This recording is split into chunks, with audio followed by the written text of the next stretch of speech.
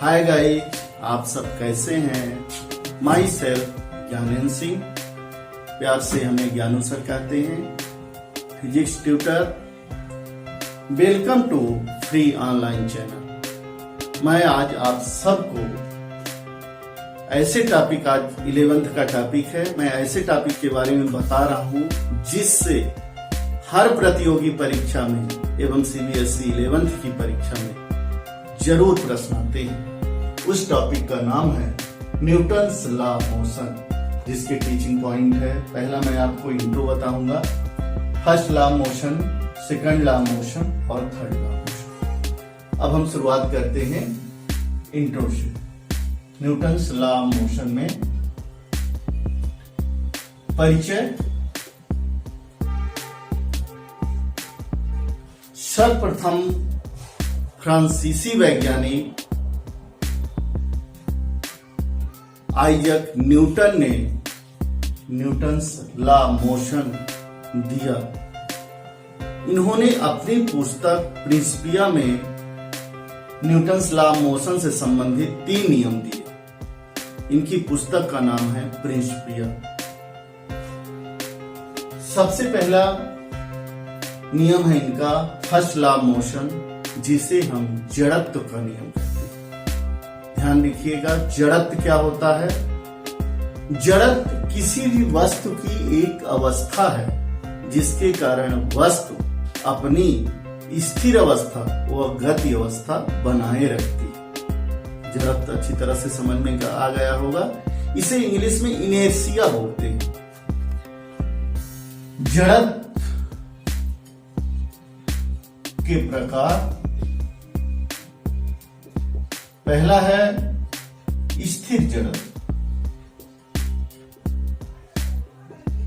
दूसरा है गति जड़त्व।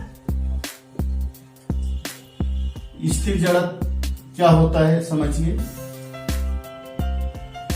यदि वस्तु स्थिर है तो वह स्थिर ही रहेगी जब तक उस पर कोई बाह्य बल लगाकर उसे चलाया नहीं जाए। उसे स्थिर जड़त्व कहते हैं।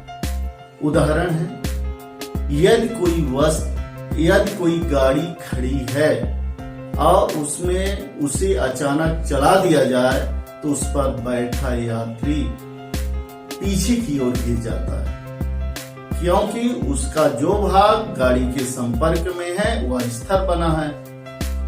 जो भाग गाड़ी के संपर्क में है वो गति हो जाता है, ऊपर का भाग स्थिर बना है, इसलिए वो पीछे की ओर छूट जाता है। जैसे कंबल को छड़ी से पीटने पर धूल के कण बाहर निकलते हैं। इस प्रकार स्थिर जड़त्व से संबंधित बहुत सारे उदाहरण हैं। अब हम आते हैं गति जड़त्व। यदि कोई वस्तु गति कर रही है तो वह करती ही रहेगी जब तक कि उस पर कोई बाह्य बल लगाकर उसे रोका न जाए। इसे गति जड़त्व। उदाहरण, यदि कोई बस चल रही है और चलते चलते अचानक रुक जाए तो उस पर बैठा यात्री आगे की ओर झुक जाता है। अब हम स्थिर जड़त्व और गति जड़त्व समझ गए हैं, तो हम कह सकते हैं कि फर्स्ट लॉ ऑफ मोशन जड़त्व का नियम है और स्थिर जड़त्व और गति जड़त्व की परिभाषा बता देंगे। इस प्रकार हमारा फर्स्ट लॉ कंप्लीट हो गया। अब हम आते हैं सेकंड लॉ ऑफ मोशन में। सेकंड लॉ ऑफ मोशन में क्या क्या होता है? यह संवेग परिवर्तन का नियम कहलाता है। यानी गति का द्वितीय नियम संवेग परिवर्तन का नियम कहलाता है। आप लोग संवेग को समझिए कि संवेग क्या होता है। संवेग अंग्रेजी से इसे मोमेंटम कहते हैं। मोमेंटम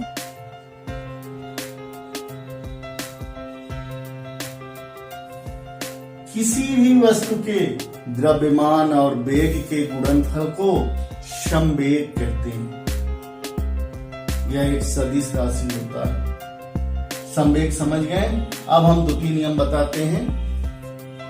न्यूटन के द्वितीय नियम के अनुसार किसी वस्तु पर लगाया गया बाह्य बल संवेग में परिवर्तन की दर के बराबर होता है, अर्थात यह proportional del P upon del T.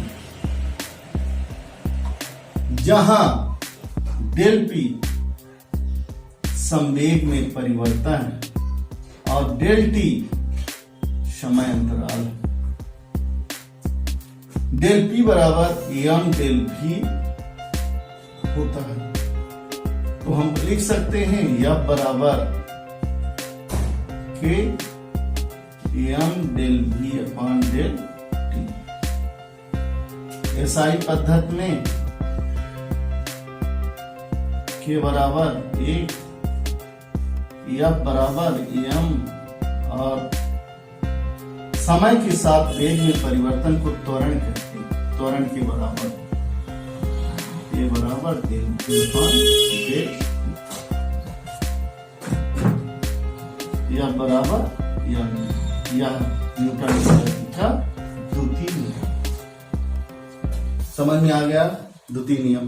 अब third law of motion, Newton की गति का तृतीय नियम क्रिया प्रतिक्रिया का नियम कहलाता है।